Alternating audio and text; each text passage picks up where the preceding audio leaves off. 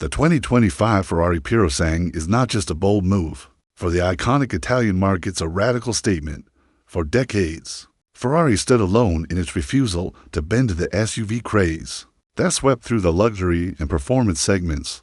But the Purosangue isn't just a Ferrari SUV. It's Ferrari's interpretation of what a four-door, four-seat, all-weather vehicle should be when designed without compromise. It doesn't follow the rules set by its competitors. It doesn't share a platform.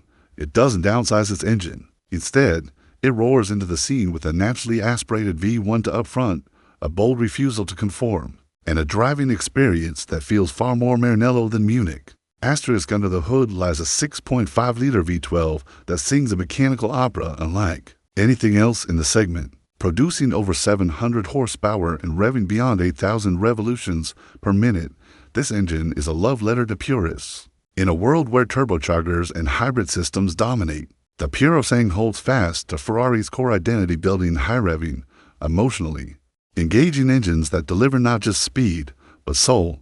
The response is immediate, the delivery linear, and the noise raw and orchestral, compared to the Lamborghini Urus, which packs a 4.0-liter twin-turbo V8.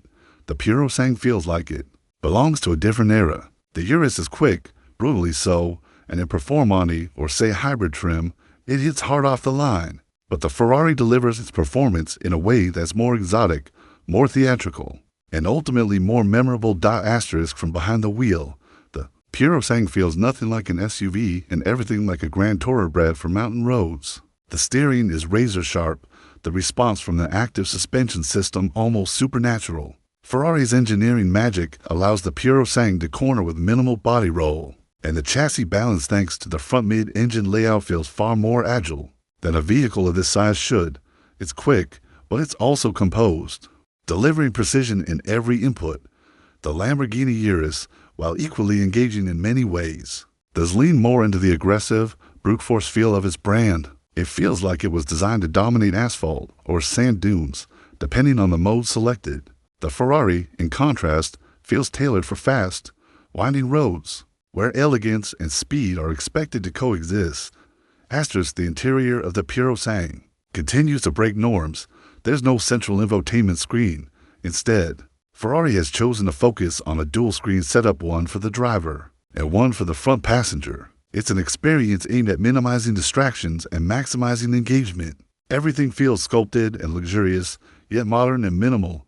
Rich leathers, carbon fiber, and brushed metal accents come together in a cabin that feels expensive. In a way only Ferrari can deliver, the seating position is low and sporty, more akin to a coupe than an SUV, and with rear-hinged coach doors. The Purosangue makes every entrance and exit feel dramatic. Asterisk on the other hand, the Urus feels like a high-end Lamborghini interpretation of a luxury SUV. It's tech-heavy, more spacious, and arguably more practical. The infotainment system is intuitive, the digital display is plentiful, and the overall design more user-friendly, with seating for 5 in a bigger cargo area. It leans toward daily usability. That said, it still screams Lamborghini with its sharp lines, fighter jet-style switches, and aggressive angles.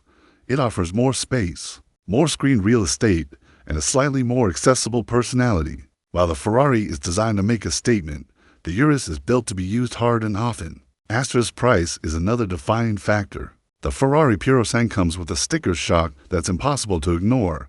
In the US, it's expected to start around $100,000, and good luck getting one at MSRP. Demand far exceeds supply, and Ferrari has committed to capping production so that the Purosangue doesn't dilute the brand's exclusivity. The Lamborghini Urus, by contrast, starts at around $130,000 for the performante version, and even the more powerful hybrid C variant will likely undercut the Ferrari. That puts the Purosangue into rarefied air, where competitors include Rolls-Royce and Bentley SUVs, rather than just other performance crossovers. You're paying a premium not just for performance, but for the badge, the engine, the engineering, and the sense of occasion that comes with it. Asterisk, but all of this leads to one fundamental question. Is the Ferrari Purosangue better than the Lamborghini Urus? The answer is both yes and no, and depends entirely on what the buyer values most. If raw practicality, daily drivability, and relatively accessible performance are your top priorities, the Urus is almost unbeatable. It's loud, fast, and capable. And you can take it to the track, the ski lodge, or the school drop-off line without a second thought. It's a super SUV for the masses, well, the wealthy masses anyway. Asterisk the Purosangue, on the other hand, is built for a different customer. It's for the individual who already owns a Ferrari or two, who doesn't need to justify cargo space or rear seat legroom. It's for someone who values that V12 symphony more than touchscreen responsiveness. It's for those who believe performance should be emotional as well as functional. In that light, the Purosangue isn't just better than the Urus, it's in a league of its own. Asterisk still. It's not perfect. Fuel economy is laughable. The rear seats, while usable, are not spacious enough for long trips with adults.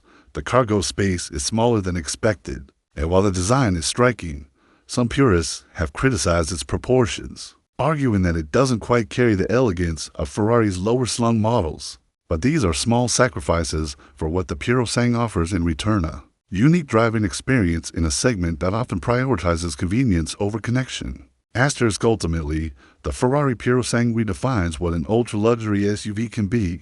It brings emotion, craftsmanship, and exclusivity to a market that has largely focused on mass appeal. It's not the fastest, not the most practical, and definitely not the cheapest, but it may be the most special, and for many Ferrari customers, that's more than enough.